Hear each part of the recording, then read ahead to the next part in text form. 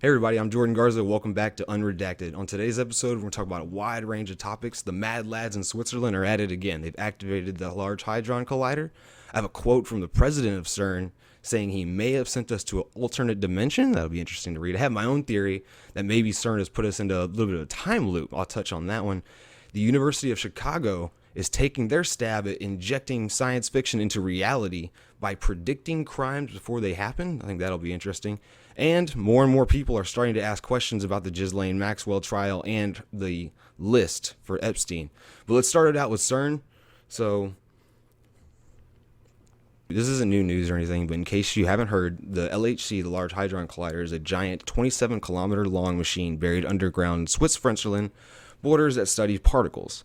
The basic idea of this is that they shoot particles around this collider at near light speeds or at the speed of light with the new upgrades they made, crashing the particles together and seeing what happens when they break apart. This allows us to analyze the smallest bits of matter in existence. So the new news is that the LHC has now been on track for just over 2 months, but CERN officially commenced a brand new experiment on July 5th, which will run until 2016. Interesting, they always do it in 4-year bursts. I've noticed that too. It will run continuously for 4 years at energy records of 13.6 trillion electron volts, colliding beams of protons each other at higher energy levels than ever before. This whole thing is a bit confusing, but conspiracy theorists are suggesting that some pretty awful things will happen in the universe today. And the reason they're so upset about some of these things is that this is openly said. It's right here. It's openly said by CERN that part of their experiment is to create. It's openly said by CERN that part of their experiment is to create what are called quantum black holes, and these are black holes on such a small level that they can be studied quickly without causing damage, and they're supposed to dissipate. So it's like I was saying, it all stems from the fact that CERN revealed that the formation of tiny quantum black holes may be possible after July 5th. This led many conspiracy theorists to claim that huge black holes will form and wipe out the world. However, the LHC will not generate black holes in a cosmological sense, and the test is perfectly safe, says CERN. And like I said, the idea is that they're making very, very tiny black holes which they can study. There are two types of black holes, ones that form in space when stars collapse on themselves at the end of their lives, and particles produced in the collisions in pairs of protons. In this case, we're talking about the latter, which are microscopic quantum black holes, not the type that would wipe out all living things. So again, it's not supposed to be a doomsday scenario, but as of today, they actually did make a discovery. Now, scientists at CERN have observed a new kind of pentaquark and a first ever pair of tetraquarks, adding these three members to the new list of hadrons found in the LHC. So I did a little bit of digging on this and found a couple of different articles. The idea of it is that inside of atoms there are, we have protons, neutrons, and electrons, but inside of those we have what are called quarks. Smallest formation of particles known to man. They actually form those 3 quarks is normally what you would find in an atom. Now, the thing that CERN is experimenting with is what's called exotic material. And exotic material are things that have 4+ quarks. So, as of today, they found 1 new pentaquark and 2 new tetraquarks. Now, with this new discovery, it actually brings them up to 21 new particles. And with this information, they can actually create what's basically equates to what's known as the periodic table, but for exotic materials, so some quantum materials. So this is a pretty big deal. They're having another special seminar to discuss that discovery next Tuesday. One other thing that I found is interesting, it's not really new, this is an older finding, but I thought it was cool. So if you look back to the Greek philosopher Democritus, he lived from 460 BC to 370 BC. One that actually gave the idea of atoms, these invisible particles that make up the universe. And it wasn't until the 20th century that it was actually proved that he was right. But on top of that, it was discovered later in the 60s that quarks might be real. So, and the idea that when we found these quarks and that they were real, it proved another theory, which is called strong force. The strong force is actually a thing that binds and holds all atoms together. And I thought that was a pretty interesting thing. And another new thing about these quarks that they've been discovering is they only last for 1/1000th, 1 billionth of a second. And the reason that these things last so long is just because they're exotic material that aren't really supposed to exist without a lot of circumstances coming together. Now you think to yourself, these things last for such a short amount of time, what can we really learn from it? What you have to understand is when these things collide and explode, they're traveling at well, not faster. Nothing goes faster that we know of, but they're going at or very close to the speed of light. So in these 1/1000th, 1 billionth of a second, they actually will travel a few millimeters. And physicists can use that like trail that they'll produce a trail. It's a few millimeters long after they dissipate and decay. Physicists can use that time and that trail to analyze and learn more about these very tiny particles. Now look, this is all fine and good. I'm all for the betterment of science and mankind, but there's a lot of weird things that you start to think about when you hear, people talking about making the God particle and, messing with things that could open portals, creating black holes, doing strange occult rituals on your grounds. And what do I mean by it? Jordan, what are you talking about? What occult rituals? No, these are just good, upstanding citizens, scientists, Well, why don't you watch this? This is from outside of CERN from 2016. Just check this out. I'm going to mute the audio because it's in Indian and it's a little aggravating. But here, check this one out.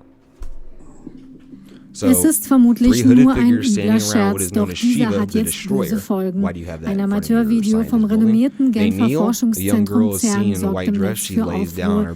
Die Aufnahmen zeigen die vermeintliche Hinrichtung einer Frau direkt vor der Shiva-Statue am Zentrum. Der Mann hinter der Kamera scheint nicht zu ahnen, was gleich passieren wird. Die mit Kutten vermummte Gruppe marschiert auf den Platz. Einer Frau wird das Gewand abgenommen, sie legt sich auf den Boden, dann sieht es danach aus, als videos like from Alex Jones with Bohemian Grove before we start going, what in the hell are you people up to?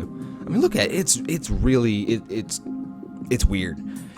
And it's not like I'm the only one talking about this or, I'm just crazy. This is something that's been written by multiple people. Cloaked figures stage a occult human sacrifice at nuclear facility. A mock human sacrifice ritual has been staged outside the nuclear facility that is home to the Large Hadron Collider, which was first dedicated to the God particle. A CERN spokeswoman said that the people in the video did not have permission to stage that mock ritual, which apparently was an inside joke among researchers. CERN does not condone this type of spoof, and we have given rise to the misunderstandings about the scientific nature of our work, she told Edgar France Perez. Ooh, sorry for messing up your name there. I did not mean to mess it up. She said the people in this video had access badges and it was an internal matter. So the people doing this mock ritual where they were pretending, I don't know. I don't have any kind of combat or any experience like that, but it sure looked like that knife went in her. These people that were doing this mock ritual had badges and apparently didn't have permission to be there, but if you have a badge and it's an internal matter, I imagine you pretty much go and do whatever you want. Sometimes some of them let their humor go too far. This is what happens on the occasion, she said. The Large Hadron Collider is located in CERN. Yeah. So, here's one thing I wanted to bring up. This is the statue. Well, there's a few different statues here, but that is the statue that you saw in the video, and this is Shiva the Destroyer. Now, Shiva is, I believe, from the Hindi or Buddhist faith, but why on God's green earth did you decide to put the God of Destruction? Look right over here. Oop, right there. God of Destruction. Shiva is known as the Destroyer within Tamurchwi Hindi Trinity, which also includes Brahma and Vishnu. The Salvalite tradition, Shiva is the supreme lord who creates, protects, and transforms the universe. So you decide to put the thing that protects and transforms the universe outside of the place where you're doing some of the most insane testing I've ever fucking heard of. You're going to collide things at the speed of light and see what happens. That's great. Like I said, I'm all for, learning and understanding more things about our world. But I saw this, and honestly, at first, I thought it was fake. I was like, this can't be real. There's absolutely no way. But I've done some digging, and according to NewsGuard, they are correct. So, this is from 2018. Sorry, but we accidentally ended the world in 2012. Sorry. We are deeply sorry. We're sorry. We're sorry. We're sorry. Scientists at the European Organization for Nuclear Research, CERN, have admitted today to ending the world as we know it back in 2012. This is written in 2018, by the way. While performing experiments into the Higgs boson particle, WWN can confirm. So apparently back in 2018, I want to double check that. Yeah, January 16, 2018, the president of CERN apparently admitted to throwing us into an alternative dimension. And where's the quote? We're really, really sorry, about this whole mess, but we accidentally ended the world 7 years ago. The director went on, we fucked up. We know it's probably a lot to take in, but now none of us technically exist. I'm not sure any of you noticed the strange goings on in the past few years, but we shifted into a parallel universe. He told a now eerily silent media room, Trump, the rise of Kardashian, insane wars that don't make sense, increasing UFO sightings, unpredictable weather patterns, it's all our fault, and we are incredibly sorry for the 7.5 billion people now living here. I'm just going to go on. The nervous-looking team of scientists then warned of even more crazy happenings in the future, urging the planet's population to remain vigilant in this delicate dimension. Now, we're not saying an invasion from a strange alien being is on the cards, but you could prepare for that kind of thing. That would be great. So, I mean, what?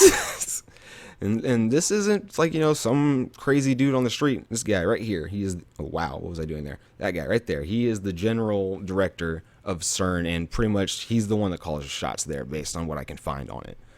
And it just drives me crazy that people don't talk more about this stuff. I mean, I read crazy stuff all the time for fun, and I never heard about this.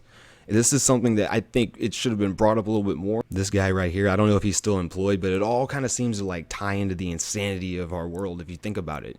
Like you said, the weather, crazy weather phenomenons, the wars that are just insane, people, just strange things happening, the Mandela effect.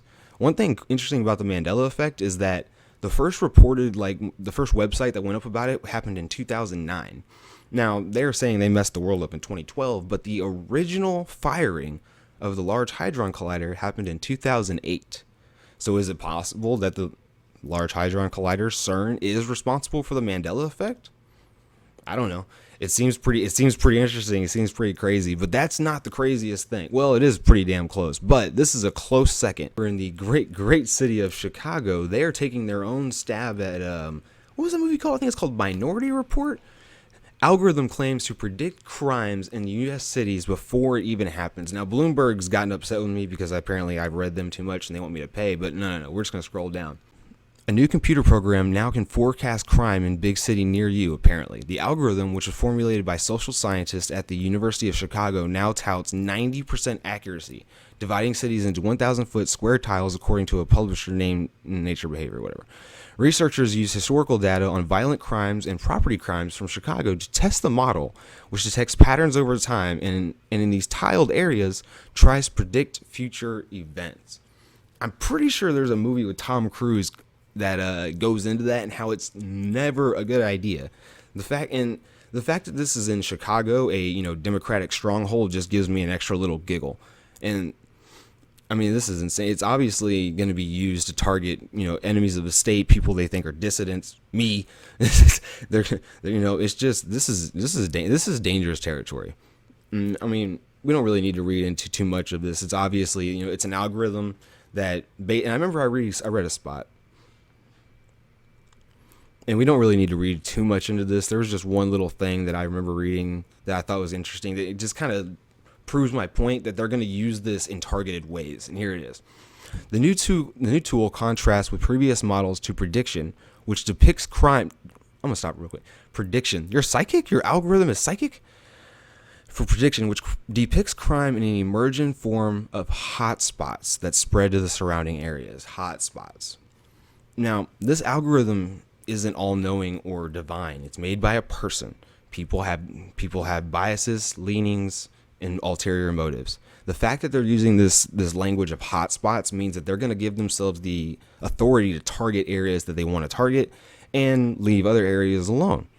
And again, now, like I said, this is in Chicago, and they haven't said when it's going to be implemented or even if.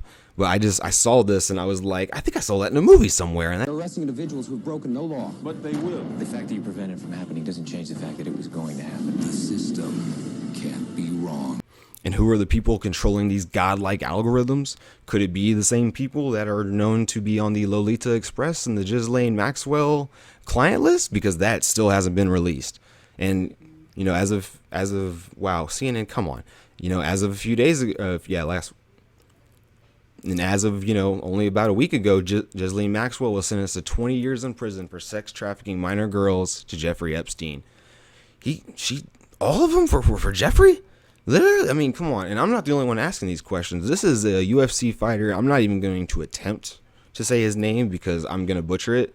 But let's just listen to what he has to say. And let me make sure I've got this set up properly really quick. Yes, I do. And let's just listen to what he has to say because I think it's really interesting. Put away for 20 years. So she was supplying kids for all these fucking pedos, right? Where's the list? Is that just gets like, I don't know. Kind of weird that got no coverage, but Johnny Depp and Amber was everywhere. Yeah, and I'm like, so the list of, politicians and actresses and actors or whatever that they talked about, does that get swept under the rug? Do they not get any time for flying on the Lolita Express? Nope, they just get to keep on going about their way. Well, except for Miss Maxwell, who was, decidedly sentenced to 20 years in federal prison because she sent kids somewhere. You don't worry about it. You're asking too many questions. You're redacted. So yeah, this is from CNN, which I don't like CNN, but they had the easier article and it had some of the information I needed. Ghislaine Maxwell was sentenced to 20 years in federal prison Tuesday for carrying out years-long scheme with her longtime confidant Jeffrey Epstein to groom and sexually abuse underage girls. Maxwell, 60, did not testify in her defense during the trial last year, which ended with her conviction in 5 counts, including sex trafficking of a minor. But on Tuesday, she spoke in court to the victims shortly before the sentencing was handed down. And there was another little weird conspiracy. All of these pictures from the trial are just renditions. There's never any pictures of her.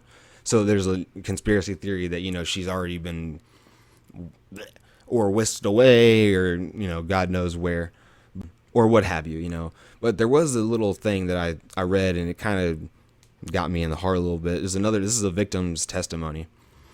Another victim, identified as Kate, said Maxwell's final insult was her lack of remorse after being found guilty. She said Maxwell was manipulative, cruel, merciless person and could have stopped the abuse. Sarah Ransom, another accuser who was not part of the trial, told the court about the ramifications of the years of abuse, said that she suffered from alcoholism and attempted suicide twice, and it's horrible. And we were happy to send this woman to jail, convict her, and say it was all her fault, and case closed, right? It's all said and done. That's your girl. We got her. But we don't even know where these kids were sent. Who was on those planes? I'm pretty sure I've seen lists of Kevin Spacey, Bill Gates, Bill Clinton, maybe even Trump. I'm just gonna say what I read. It's true. That's just really, that's sad. It's awful. So I don't want to leave you guys on too sour of a note. So remember what I said at the beginning, that I had a theory that maybe we're in a bit of a time loop because of CERN. So the last time it was fired was 2016, just before the election of Mr. President Trump. If you saw the episode last week, I said that the Democrats were employing a strategy that was very reminiscent of the former election in 2016. On top of that, there's this little, deja vu that just made me, watch this. Say it isn't so. The whispers of Hillary Clinton 2024 have started. I'm just seeing a big old repeat, if you ask me. They fire the collider. Trump gets elected. He goes up against Hillary, gonna defeat her, just like he did last time. And we're right back to where we started. I mean, I don't know. It's just me being crazy, I'm sure, but it makes me laugh. We'll read a little bit of what they had to say because it's CNN, but in the immediate aftermath of the Supreme Court's monumental decision to overturn Roe v. Wade, conservative writer John Ellis took to the internet to make provocative case. It was time for Hillary Clinton to make another political comeback. Oh, it's her time. Yeah, no, it's not going to work out, dude. Yeah, now is her moment. Right over there. Yeah, it's not going to go the way you want it to go, bud. But so yeah, I just wanted to bring that up. I thought it was funny. They fire CERN. Hillary starts talking about, I'm going to run again. The evil cackles that she does. It makes me laugh. But no, that's pretty much it for today, guys. I didn't want to leave it on too sour of a note. So I thought we'd have a little fun conspiracy thing at the end there. Time repeating itself? I guess we'll just have to stick around and find out. Hey, you guys keep your ears to the ground, eyes open, and I'll see y'all in the next one. Have a good day.